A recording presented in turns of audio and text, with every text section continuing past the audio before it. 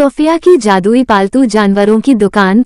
एक जादुई यात्रा। सोफिया की यात्रा की शुरुआत जादुई जंगल के बीच में, जहां सूरज की रोशनी पत्तियों के बीच से नाचती थी और हवा पक्षियों के गीतों से भरी हुई थी, वहां एक अनोखी झोपड़ी थी। ये राजकुमारी सोफिया का घर था, जो जानवरों के प्रति गहरा प्रेम रखने वाली एक दयालु आत्मा थी। छोटी उम्र से ही सोफिया का सभी प्रकार के जीवों के साथ एक जादुई संबंध था। वो उनसे ऐसे तरीके से संवाद कर सकती थी जो दूसरे नहीं कर सकते थे, उनकी जरूरतों और इच्छाओं को सहज सहानुभूति के साथ समझती थी। एक दिन अपने वफादार साथी क्लोवर खरगोश और रॉबिन पक्षी के साथ जंगल की खोज करते समय सोफिया एक छिपे हुए मैदान पर पहुंची। वहां जंगली फूलों और बड़बड़ाते हुए नाले के बीच उसने मूनबीम नामक एक घायल शिशु गेंडा को देखा। मूनबीम का नाजुक चांदी का सींग धूप की किरणों में चमक रहा था और सोफिया का दिल दर्द में पड़े उस जीव के लिए तरस गया। कोमल हाथों और सुखदायक शब्दों के साथ सोफिया ने मूनबीम को स्वस्थ होने के लिए पाला। उनका रिश्ता गहरा होता गया मजबूत, और मूनबीम सोफिया की वफादार साथी बन गई, जिसने उसे मंत्रमुग्ध जंगल में कई रोमांचों के माध्यम से मार्गदर्शन किया।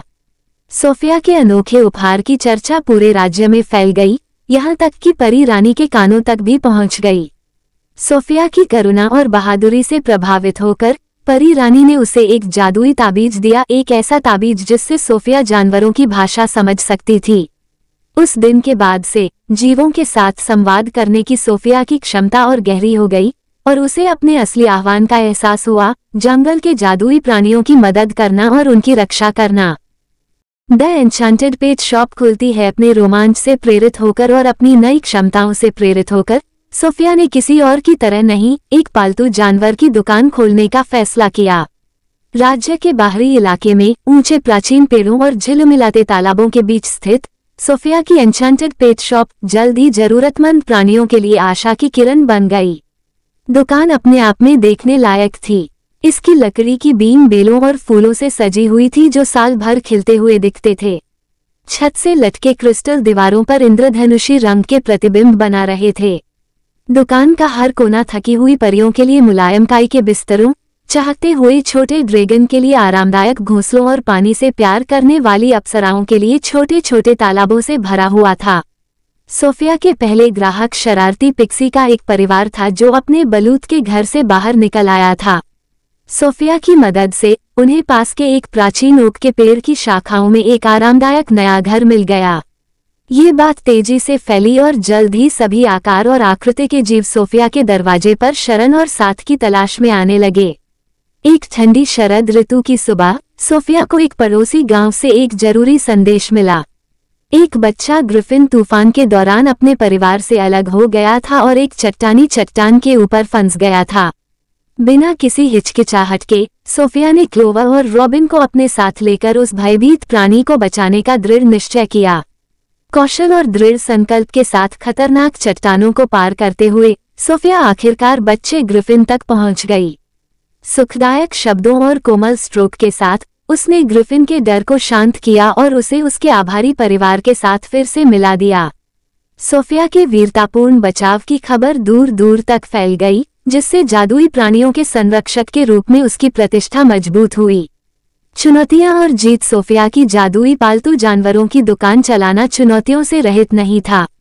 संदेह करने वाले ग्रामीण अक्सर जादुई प्राणियों के अस्तित्व पर सवाल उठाते थे, उन्हें महज परियों की कहानी कहकर खारिज कर देते थे।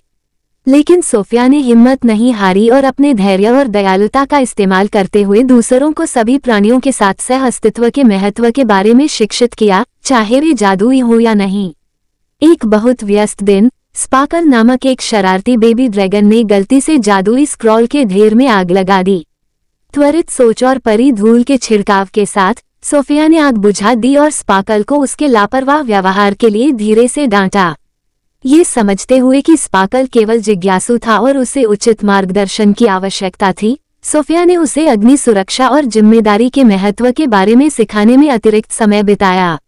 जैसे जैसे मौसम बदलते गए और साल बीतते गए, सोफिया की एन्चांटेड पेट शॉप फलती फूलती रही। उसने साप्ताहिक कार्यशालाएं आयोजित की जहां पड़ोसी गांवों के बच्चे जादुई प्राणियों और उनके आवासों के बारे में सीखते थे। ये कार्यशालाएं एक पोषित परंपरा बन गईं, जिससे पशु प्रेमियों और देखभाल करने वालों की एक नई पीढ़ी का विकास हुआ, जिन्होंने प्राकृतिक दुनिया की रक्षा के लिए सोफिया के जुनून को साझा किया। परी रानी का दौरा। एक धूप भरी दोपहर, सोफिया को खुद परी रानी से एक आश्चर्यजनक मुलाकात मिली। झिलमिलाती चांदनी के वस्त्र पहने और तारों की रोशनी की माला से सजे, परी रानी ने मुग्ध वन के प्राणियों के प्रति उसके समर्पण और करुणा के लिए सोफिया की प्रशंसा की। सोफिया की निस्वार्थता से प्रभावित होकर परी रानी ने उसे एक दुर्लभ और शक्तिशाली उपहार दिया, एक स्वर्गीय फीनिक्स के पंख से एक सुनहरा पंख। परी रानी ने कहा कि इस पंख में सबसे गंभीर घावों को भी ठीक करने और प्यार और दोस्ती के बंधन को मजबूत करने की क्षमता है। कृतज्ञता से अभिभूत सोफिया ने फीनिक्स पंख का बुद्धिमानी से उपयोग करने की कसम खाई, जंगल के जादुई प्राणियों की रक्षा और देखभाल करने के अपने मिशन को जारी रखा। परी रानी के आशीर्वाद से सोफिया की जादुई पालतू जानवरों की दुकान उन सभी के लिए आशा, प्रेम और स्वीकृति का प्रतीक बन गई, जिन्होंने इसकी दीवारों के भीतर शरण ली। सोफिया की विरासत। जैसे जैसे साल दशकों में बदलते गए, सोफिया की विरासत पूरे राज्य में फैलती गई।